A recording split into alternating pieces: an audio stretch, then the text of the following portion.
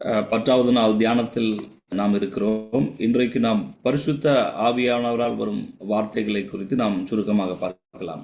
We are in the 10th day of devotion, and the topic we are going to see today is words from the Holy Spirit.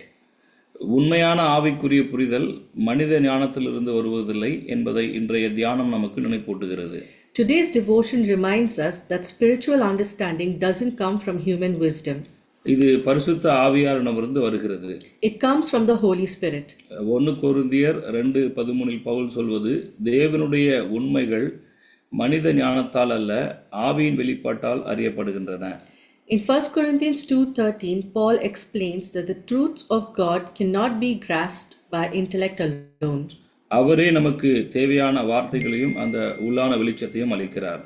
They must be revealed by the Spirit who gives us the words and the insight we need. நம்முடைய வார்த்தைகளுக்குள் பரிசுத்த ஆவியானவர் அழைக்கப்படும் பொழுது எந்த ஒரு வார்த்தையும் வீணாக போவதில்லை. When the Holy Spirit is invited into our words, nothing is wasted. மிக எளிய வாக்கியம் கூட ஒரு வல்லமையுள்ள வார்த்தையாக மாறும்.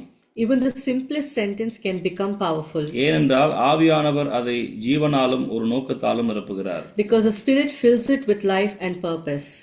பரிசுத்த ஆவியானவர் எப்பொழுதும் முதலில் அன்புடன் பேசுகிறார். The Spirit always speaks with love first. அவருடைய வார்த்தைகள் நமக்கான தேவனுடைய இருதயத்தை கொண்டுள்ளன. His words carry God's heart for us. அவை நமக்கு வழிகாட்டுவதற்கு முன்பாக நாம் யார் என்பதை அது உறுதிப்படுத்துகின்றது. They affirm who we are before they guide us. அவருடைய குரல் ஒருபொழுதும் குற்றம் சாட்டுவதில்லை. அது வழிநடத்துகிறது, அது ஆறுதல் படுத்துகிறது மற்றும் அது நம்மை பலப்படுத்துகிறது. His voice never condemns, it leads, comforts and strengthens. அவர் கொடுக்கும் வார்த்தைகள் பெரும்பாலும் ஆழமான அர்த்தம் கொண்டவை. The words he gives us are often profound. அவை சுருக்கமானவையாக இருக்கலாம், ஆனால் அவை தேவனிடமிருந்து வருவதால் ஆழத்தையும் தெளிவையும் கொண்டுள்ளன. They may be short, but they carry depth and clarity because they come from God himself. நமக்கு புரிதல் தேவைப்படும் இடங்களில் அது ஒளியை கொண்டு வருகிறதாக இருக்கிறது. They bring light into places where we need understanding. பரிசுத்த ஆவியானவரின் சில வார்த்தைகளை நாம் காலப்போக்கில் ஆழ்ந்து சிந்திக்க வேண்டியது அவசியமாகிறது. Some of the Spirit's words need to be pondered over time. எப்படி என்றில் தேவதூதன் மரியாளிடத்தில் அந்த நற்செய்தியை சொன்ன பொழுது மரியாள் அதை தன் இருதயத்தில் பொக்கிஷமாக வைத்து சிந்தித்தாள் என்று நாம் பார்க்கிறோம். Like Mary, who treasured the angel's message in her heart. நாமும் சில சமயங்களில் தேவன் பேசியவற்றுடன் அமைதியாக அமர்ந்து மெதுவாக அந்த வார்த்தைகள் வெளிப்பட நாம் அதை அனுமதிக்க வேண்டும். We sometimes need to sit quietly with what God has spoken and let it unfold slowly. ஆவியானவர் மற்றவர்களுக்காக ஒரு வார்த்தையை நமக்கு தரும் பொழுது தேவன் அவர்களை காண்கிறார் என்றும் அவர்கள் மீது அக்கறை கொள்கிறார் என்றும் அது ஒரு அழகான நினைப்பூட்டலாக இருக்கிறது. When the Spirit gives us a word for someone else, it's a beautiful reminder that God sees them and cares for them.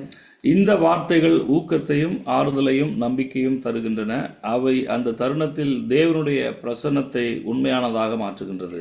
These words bring encouragement, comfort and hope. நாம் ஆவியானவருடன் நடக்கும் பொழுது அவருடைய குரல் நமக்கு நன்கு பரிச்சயமாகிறது. And as we walk with the Spirit, his voice becomes familiar. அது நாளுக்கு நாள் நம்மை வழிநடத்தும் ஒரு சாலையின் வரைபடத்தை போல இருக்கும். Like a gentle road map guiding us day by day. அவருடைய தொனியையும் அவருடைய சமாதானத்தையும் அவருடைய வழிநடத்துதலையும் நாம் அடையாளம் காண தொடங்குகிறோம். And we begin to recognize his tone, his peace and his leading. பரிசுத்த ஆவியானவர் எப்பொழுதும் பேசிக் கொண்டிருக்கிறார். The Holy Spirit is always speaking. நாம் அவரை நமது எண்ணங்களிலும் வார்த்தைகளிலும் அழைக்கும் பொழுது அவையெல்லாம் அர்த்தமுள்ளதாக மாறுகிறது. When we invite him into our thoughts and our words, everything becomes meaningful. அவருடைய குரல் நம்மை உருமாற்றி தேவனுடைய இருதயத்தை வெளிப்படுத்துகிறது. His voice transforms us and reveals God's heart. நாம் ஆழ்ந்து செவி கொடுத்து ஆவியானவர் நமக்குள் கொடுக்கிறதை மட்டுமே பேசுகிற மக்களாக நாம் மாறுவோமாக. May we become people who listen deeply and speak only what the Spirit breathes into us. Amen.